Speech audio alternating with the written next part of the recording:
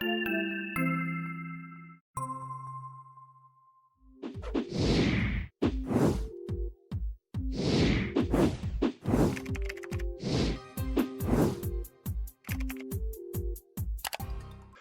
back. Richard, we missed last week I know. because despite all of our best efforts, things just continue to happen. We can't get into the sync of things because of working apart. We're not in the same office ever, so we missed last week, but we're back this week. I know. We have to make a commitment, though. We really have to. We just have to make a commitment that we're going to do this at least once a week. Well, I'd like to do it more than that, but right. I remember we used to do it every 6 days a week. We did it every. I can't believe that. Remember Fraser? Remember our friend Fraser from Scott? He said, "You guys are animals. You do this every day, you know." And so we must have been younger and healthier or something. It had to be that. But we have time set aside to do our podcast, and then something happens that interrupts that, something outside of our control, and suddenly we don't get it done. So and I think it's endemic. It's typical of what's going on today. I mean, just hard. We're out of sync. Everybody's out of sync. Absolutely. I mean, we keep adjusting to events that are not, they're no longer in our control. Mm-hmm. And so it just, everybody's schedule has been thrown off. Absolutely. So we apologize for the hit and miss, but we're going to renew our commitment. We did an article a few weeks ago about Happy New Year. The beginning of the school year is a chance to renew your commitments. We were laughing about that the other day. Remember making New Year's resolutions a few months ago? A couple of months ago. Seems like a lifetime ago, doesn't it? I mean, whatever happened to those, right? No, it's so all of you who were going to lose weight and start a new business. We usually say the year's flying by so fast, but it is, but it isn't. It's like that January was a pandemic ago. So it's like, no, it's like almost a whole lifetime. It's the illusion of control. We have the illusion of control. My mother used to say, well, you think you're in control, but right. We learned a good lesson this year. So, but we will recommit ourselves to being here on a more regular basis. Certainly there's a lot to talk about. There is. And, we're looking for something a bit outside of COVID to talk about, yet there was nothing but COVID to talk about. But as part of that, I think that, the topic that we're going to cover today, the topic of shifting back to normal, or this idea of trying to shift back to normal, I think is really a good transition as we continue to look for some things to talk about that are not necessarily COVID related. There are lots of things that are still going on. You and I have talked about that many times, that, hey, let's do something besides COVID. Right. But then COVID keeps insinuating itself into our lives because it keeps changing. Circumstances keep changing all over the world. This thing flares up and then it dies down.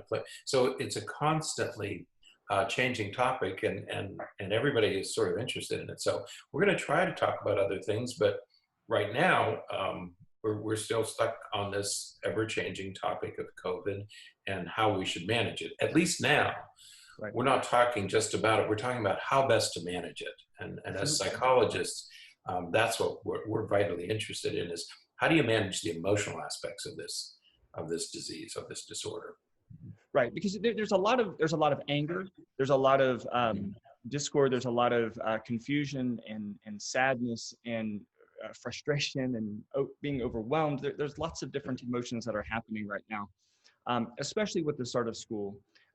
Here in our district, school starts tomorrow for the majority of schools in our area, and there's a lot of unrest about that. There were protests that were happening over the weekend, and so it's a big issue. And we have these two poles that are present. Those that are saying, let's stay quarantined and stay apart so that we can eradicate COVID. And then we have the other side who's saying, no, we need to get back to normal. We need to get back to our lives and not let this pandemic control everything that we're doing and take control of our lives. And there's a lot of space in between. And maybe that's a little bit about what we're going to talk about today, because we have these, a couple of articles that cover or talk about the concerns related to the new normal, or this idea of the new normal, as well as we'll kind of close with some strategies for coping a little bit better with all this that's going on. But what do we mean when we're talking about the new normal? When we were preparing for this, Richard, you said that that interesting quote that how can it be new if it's normal? Right. It's like an oxymoron. Jumbo. Yeah, it can't be new if it's normal, and it can't be normal if it's new. Right. Okay, and that's what this author points out. That you're right. Everybody talks about the new normal, like, oh yeah, there's this new normal. There isn't going to be a new normal. You don't have a new normal.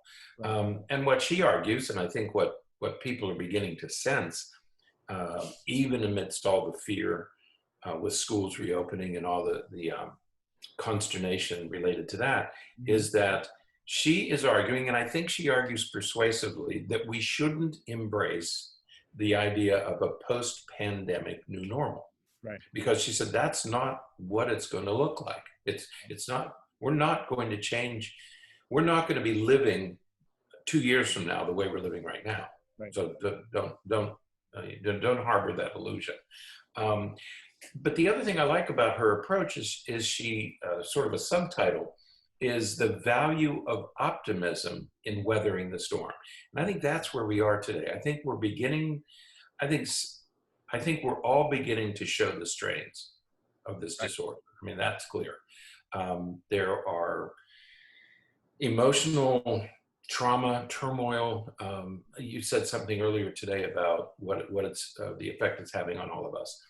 So the question now is, how do we weather this? The storm is here. How do we weather it? We talked earlier about hurricanes, or tornadoes, or that new storm that hit the Midwest last week. There was even a new name for it.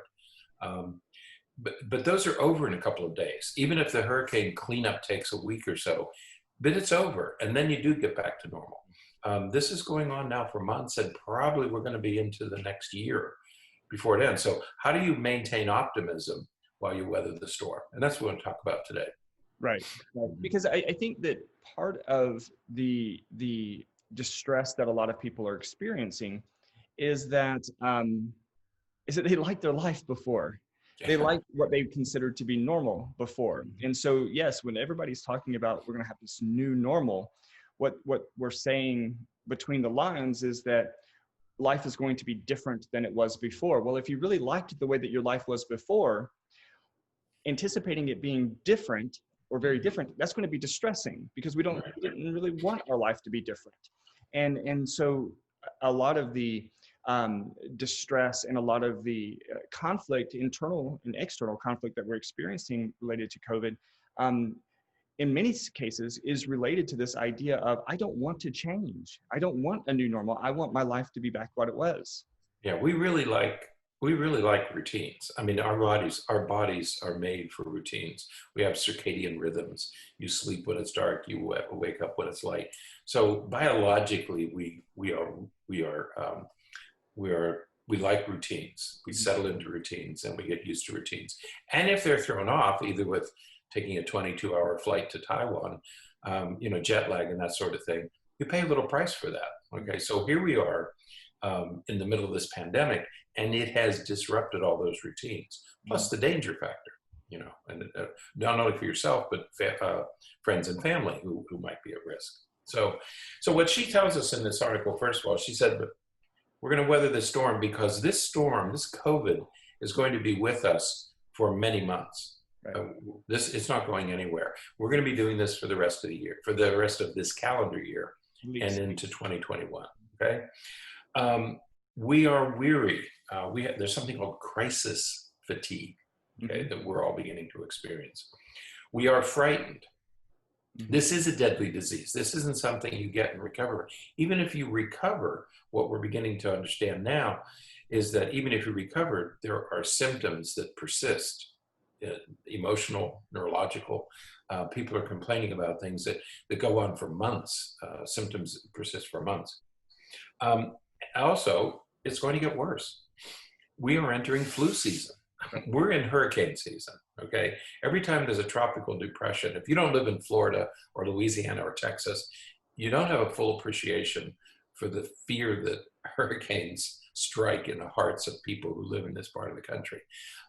Every time there's a storm, we think, no, please, no hurricanes, because life is already disrupted. And to add that, it makes it even worse. Well, but we're also getting into flu season. And not to mention schools are starting again. We've talked about schools a few times. You know, you're about to put hundreds of students together in buildings. Right. And you know, I'm working in the schools again this year, and I've been to both of my elementary schools already, and you know, there's and talking with folks at the middle school I cover. There's a lot of concern. There's a lot of, you know, how are you going to handle hundreds, if not thousands, depending on middle and high schools, of students together in a couple of buildings?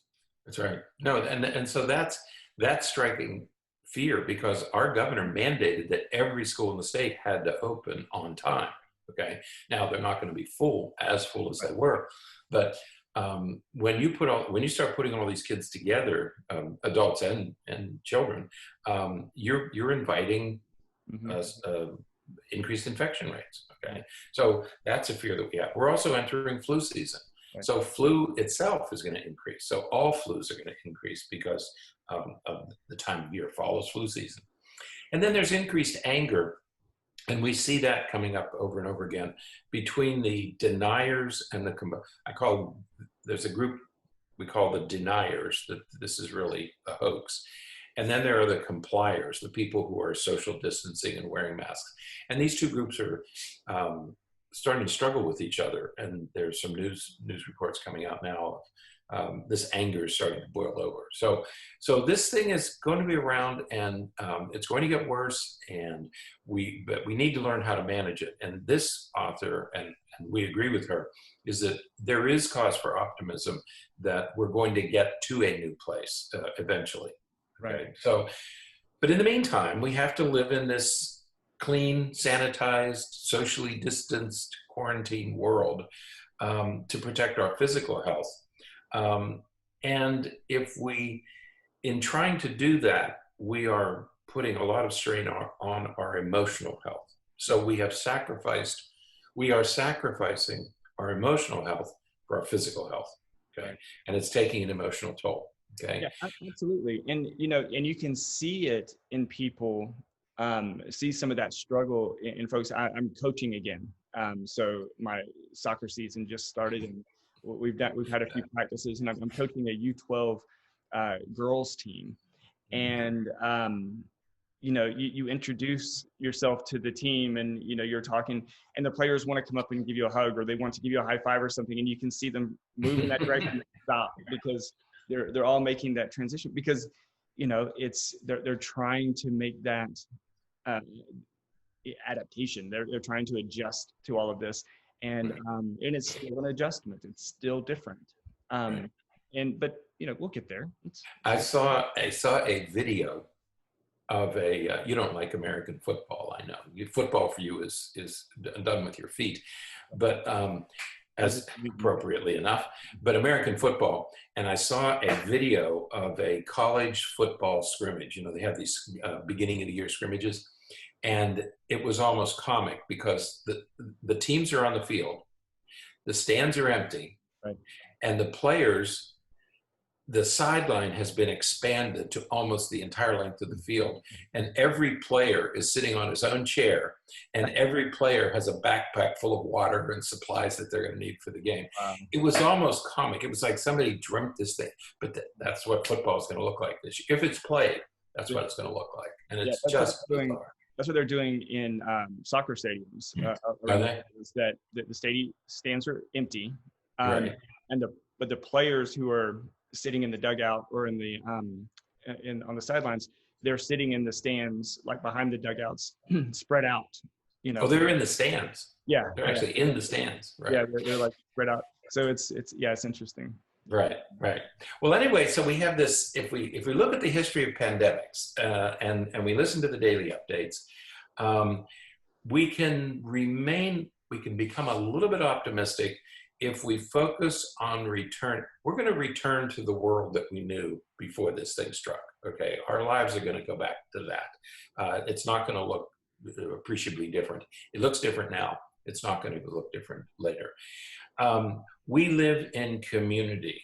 We live together. We are missing that social interaction, and there's no reason to believe that after this is over, and this will be over eventually. I mean, even the bubonic plague of the Middle Ages, it eventually ended without medication because you get herd immunity and you develop your own natural immunities. We don't live alone. That's just not normal for us. So we are going to go back and we're going to live the way we were before. So it's okay to begin to think of in a little more optimistic terms. As difficult as it is, there is no reason not to be optimistic. Okay? Right. Which is a great coping strategy too, right? That's right. When we look ahead and we think positively, it helps us through a much more adversity than if we're looking ahead and thinking very pessimistically, thinking that everything is dire and everything is going to be unacceptable in the future. So optimism is a great coping strategy. Right. And so she says, and the reason for her optimism is this. First of all, she says social isolation is not normal. That's not going to become normal. As a species, we're not going to suddenly change our need to be together, okay? We don't live alone. We don't isolate ourselves. And so eventually kids are going to go back to school. People are going to go back to work. Restaurants are going to reopen. We are beginning, because social isolation is not normal for our species. Okay? Right, and it's detrimental to us. There's adequate research from the decades past that demonstrate that social isolation and loneliness is not good for us. Right. Exactly. Okay. Second, kids will go back to school.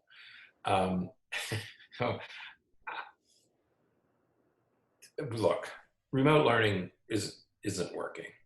I mean, that's not. This is not trying to do it. Right.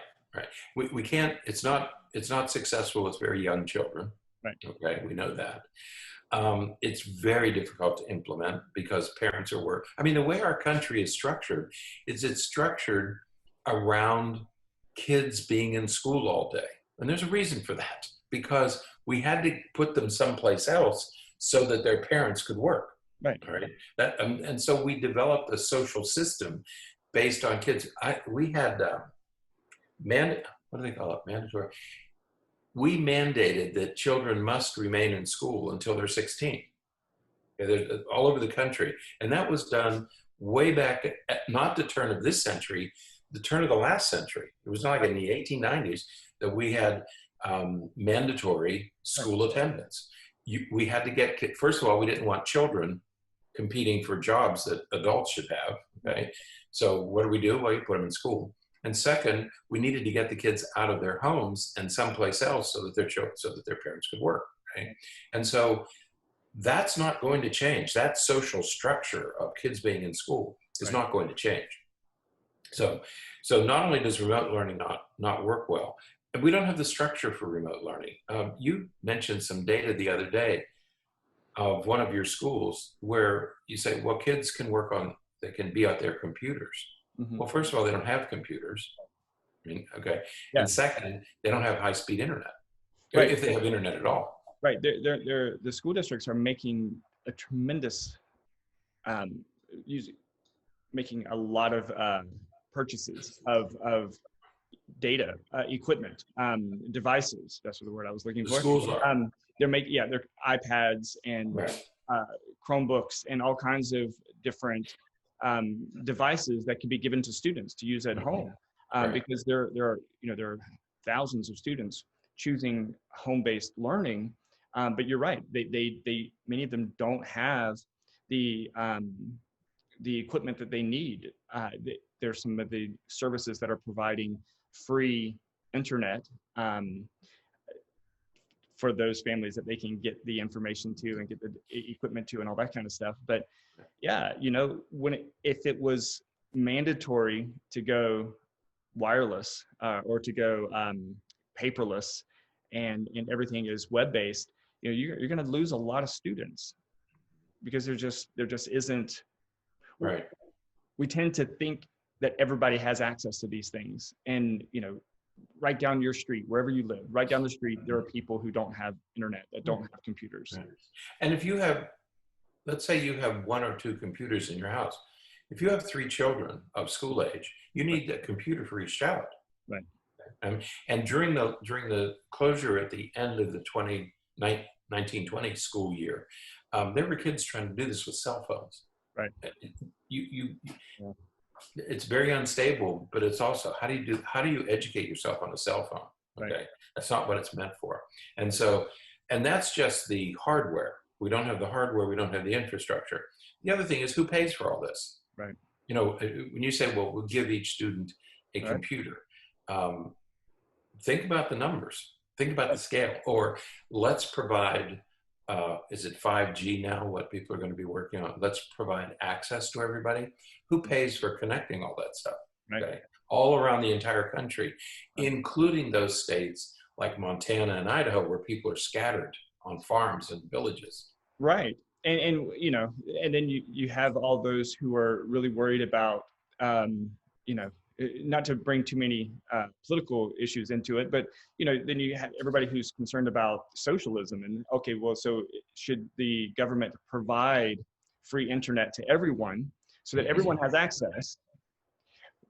You know, there are a lot of people who oppose those kinds of things, like universal health care, in very similar ways. But at the same time, how do you balance that? How do you make sure that everybody's educated? Because it is better for society if everybody's educated. How do you educate everybody if everybody doesn't have access to education? Right. That's right. Yep. And we were just, when I say we, I mean those of us who were involved in education in the last at least 20 years, we are just beginning to learn how to present online education. This is a new field. Okay. Right. And so we're just beginning to learn how to present content in an online format. We weren't ready for this. That's why I said that earlier. Yeah. That's why I said earlier that, you know, it's not working very well the way that we're currently doing it, because we're trying to use the old model, right, in a new through a new medium, and right. The whole model is going to have to change if we're going to make this adjustment. That's right. The whole thing, but we're not prepared for that yet. Right. And one of the places that came into stark relief was the old model includes high stakes standardized tests at the end of the year. Well, assuming that everybody's getting the same information in the same way, you can have a standardized test. That no longer exists. Right. So the old model right.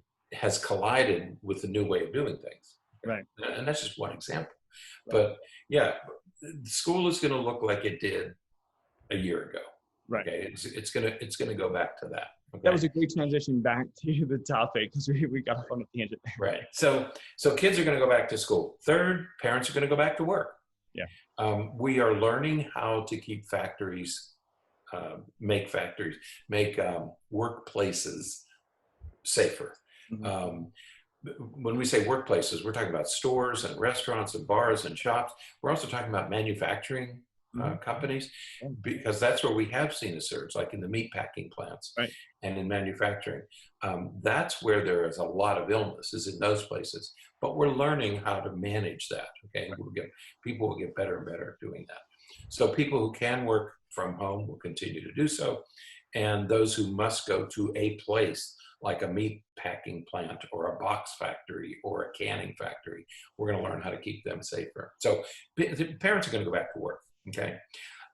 As we said, social distancing is a temporary fix. It's not going to be with us right. forever. Okay. And so there are reasons to be optimistic. Social distancing is not normal. Online learning is not normal. People working from home is not normal. These things are all going to change, and they're going to go back to the way they were. What we have to do is remember that. We have to keep in mind that these are fixed cultural practices that Right. aren't going to change because of a pandemic. We are going to get back to the way it was before the pandemic. Right. Yeah, it will take a little bit of time, but we will get there. And so in the meantime, we have to learn to cope with where we are, with what's going on, right? And this is where the other article that we have for today, it kind of comes into play, because the author of that article offers some specific strategies, or at least some things to consider to help cope with some of the stress and all that we're presented with right now. Right. Yeah, I think what we have to do, and I know that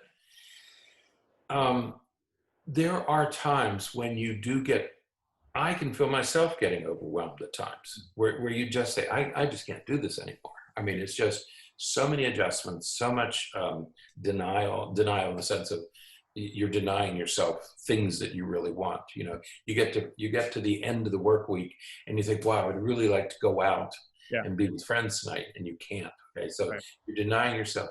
So there is a feeling of hopelessness that all of us are experiencing. You're not alone. If you're experiencing that hopelessness and loneliness, please understand you're not alone. Right. We are all experiencing that. Okay? Absolutely. And 1 in 4, about 25 to 40% of us are experiencing higher levels of anxiety, clinical levels of anxiety and depression. Okay. So, and we don't want to underestimate that it's taking this disease. It's not the disease. It's not only the disease, it's the adjustments that we've had to make to keep ourselves physically healthy, to end this disease. We've had to make enormous adjustments, which those adjustments have created the sort of emotional turmoil, pain, anxiety that has been created. Don't underestimate that. We're all experiencing it, but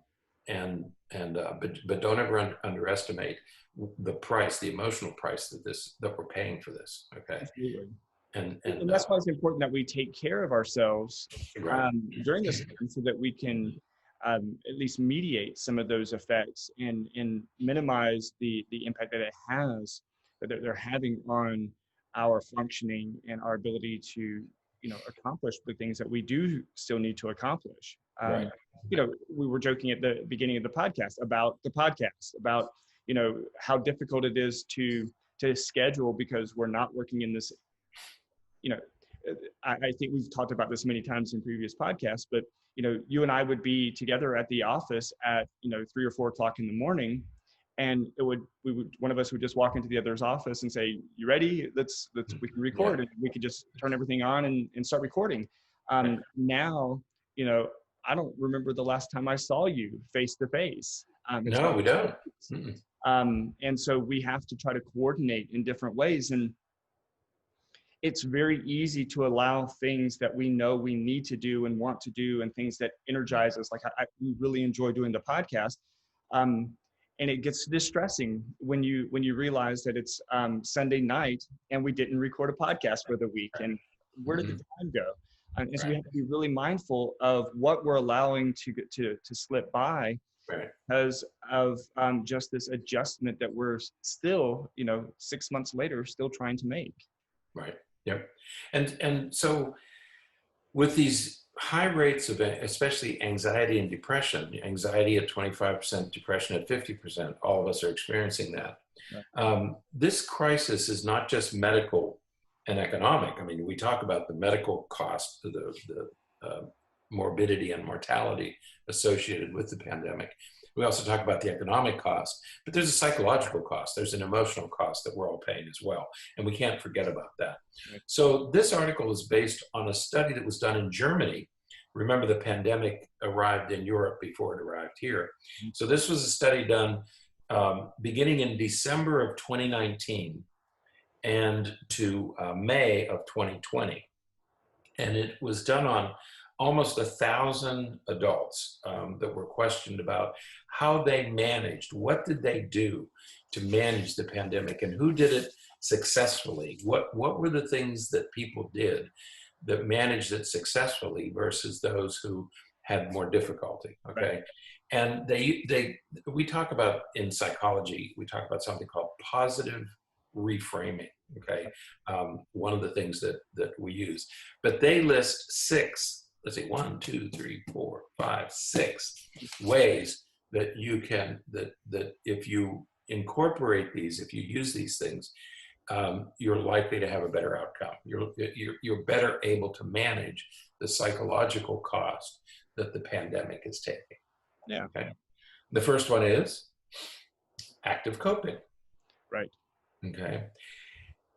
Active coping, as the name implies, is that you're out seeking information, seeking social support, seeking help, changing your environment, solving your problems. In other words, you're saying, okay, I'm confronted with this thing, but I'm not going to lie back and just let it overwhelm me. I'm going to take action.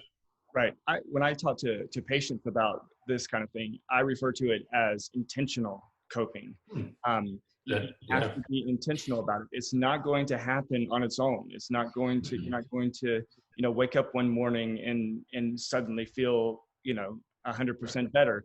You're going to have to actively or intentionally make some decisions and make yourself do some of the things that you need to do to better cope. That's right. It's one of the first things we say. If you feel depressed, get up and do something. Okay. You will feel better. Okay? Right. The second is positive reframing. Right. This is a little bit tricky because people often think it's, oh, I'm trying to trick myself. No, you're not trying to trick yourself. What you're doing is you're saying, I can either look at this and get dismayed and discouraged and depressed, or I can look at it and say, okay, this gives me the opportunity. All these changes gives me the opportunity to do something different. Right. Emphasis on do. Okay, do something different. We were in the medical and psychological profession, we were no longer able to bring large numbers of patients to us. Okay, so we had to change some things. We had additional time.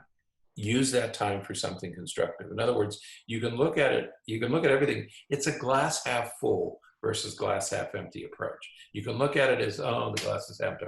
Or you can say, okay, I have this, I can do these things. Right. Okay. Positive reframing. And we talked about that early on in this whole process, because we said, yeah, you can't go out and do some of the things that you used to do, but you do have that list of chores and that list of things that you wanted to do at home that you could be doing during the time that you're in quarantine or that you're isolated. So use it as a positive experience as best you can. Yeah, the most impressive that I've seen, I have 2 patients and I am just so impressed with them. They used the pandemic to lose weight and get into shape. Yeah. I almost didn't recognize one of them because we did a Zoom meeting the other day. I was absolutely astonished at how good this person looks because he said, okay, this is a weird time. I'm gonna do that meal plan and that exercise that I've been promising myself. Yeah. He looks fabulous. I mean, that's the glass half full. I mean, he took it as an opportunity. He looks great. And I have a couple of them who did that. Yeah. Okay. The third is instrumental support. Okay. Instrumental support is helping others. If you help others, it makes you feel better. One of the things that's happened here, we've become very isolated, very insular, and but if you can find a way to do something for somebody else, it'll make you feel better. Absolutely. It's the same thing that we were talking about earlier with being social creatures.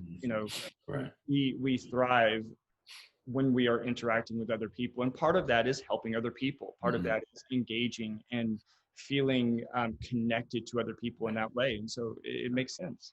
Yeah, I have a family member who's single, lives alone, and she really wants to talk and so I make it a point to call her every day, once or twice a day. I call her to check in because she's really quarantined herself and isolated herself during the whole pandemic. That it makes me feel better knowing that I'm in touch with her and I can make her laugh, and we have wonderful conversations, a range of topics. Yeah. So go out and do something for somebody else. Goodness knows there's a lot of people struggling right now. Do what you can to help them, and it'll make you feel better. Absolutely. The third is, or the fourth is, to rely on your spiritual or religious beliefs. I mean, I talk to people all the time about, we talk about mindfulness and meditation and yoga. Well, the oldest form of meditation is prayer. Right. And that's so go ahead and get yourself to calm. Use your religious or your faith beliefs to calm yourself. So think of prayer as a form of meditation.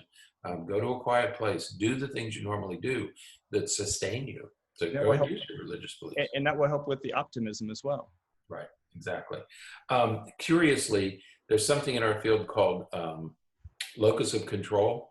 And when we studied it in graduate school, we all assumed that very religious people would have a very low locus of control because it was just the opposite. People who are religious have a higher level of feeling of control. So yeah, go ahead and use your religious beliefs. Number 5 is acceptance. Stop fighting against it. It's like we have these riptides in Florida, and we're always told, don't struggle against it, swim across it and get into calmer waters, okay? So stop struggling. That's just gonna make it worse. And we see that with people who are highly anxious and they fight against things. We said, don't fight it, it'll pass. Don't fight the panic attack, just let it work and then it'll go away, okay? So you have to accept what is. And then the last is emotional support. Both what the emotional support you can give to others and the emotional support that you can get from others. Go ahead and, many of us are renewing old relationships. I got a call from a guy the other day. In fact, he wrote a little review of our book years ago, pediatrician up in South Carolina. And he called and he said, I'm just trying to reconnect with you. And there's some people I want to reconnect with. So that's emotional support. So we had a nice 45-minute conversation, caught up on everything. Now we're going to be, Berney, you'll like this, we're going to be friends on Facebook. I didn't know how to do that, but I learned how to accept a friend on Stop. To accept a friend on Facebook. Hey, we're going to do Zoom meetings. Learned how to do that last week, right? So stop making fun of me, Berney. Okay. So use Zoom, use FaceTime. Renew these things. Give the emotional support that others need, and get the emotional support that you need. Okay, go out and get it. What should you stop doing? Well, I found it interesting that one of the things that was listed as not doing, or actually they didn't find that it was beneficial or harmful, was the use of humor. Right. And because usually we think of, use humor as a way to sort of distract yourself and to focus on something else. But, we didn't find that humor being funny about it, that it really helped or hurt.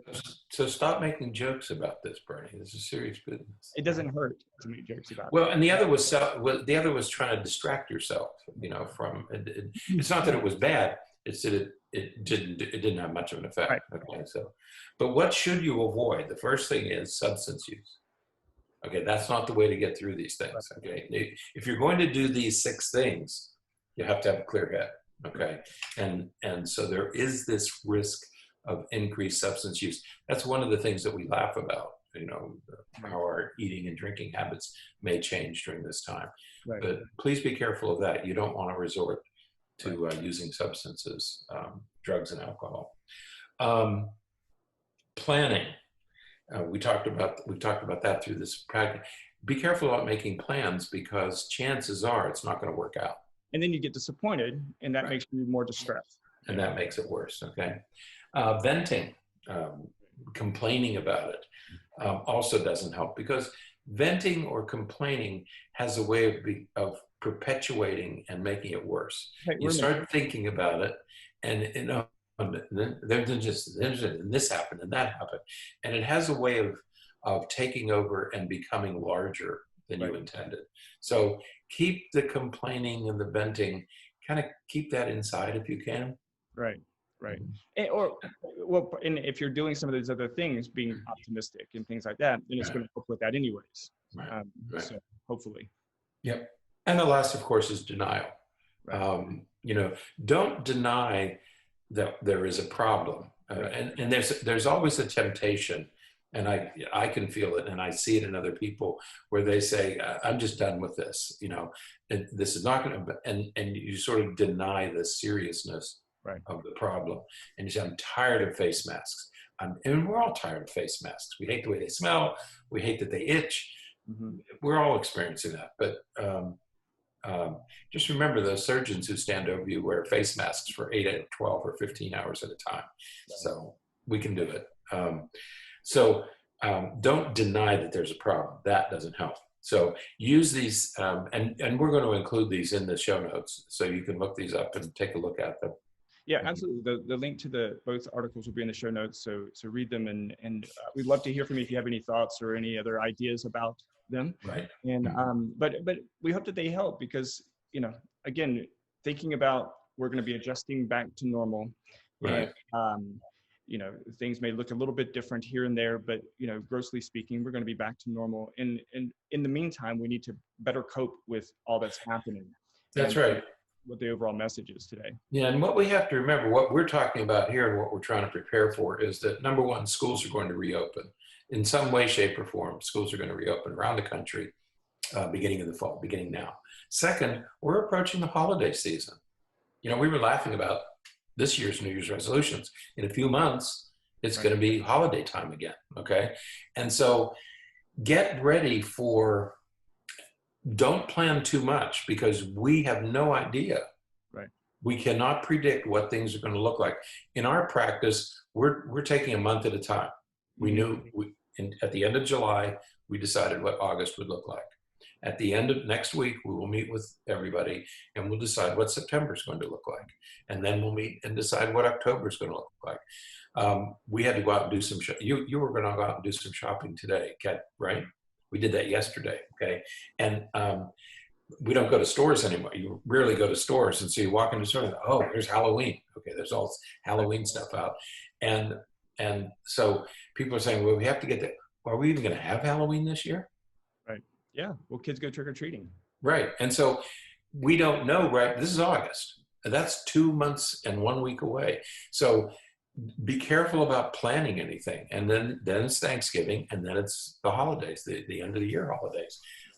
And so be careful about what you're planning, but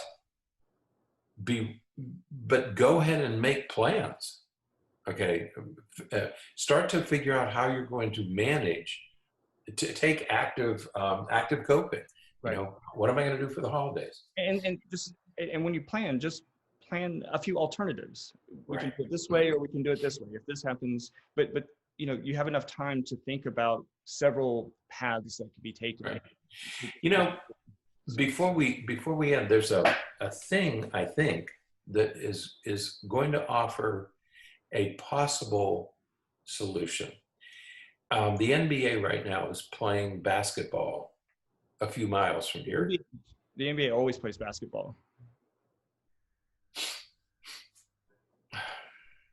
Go ahead.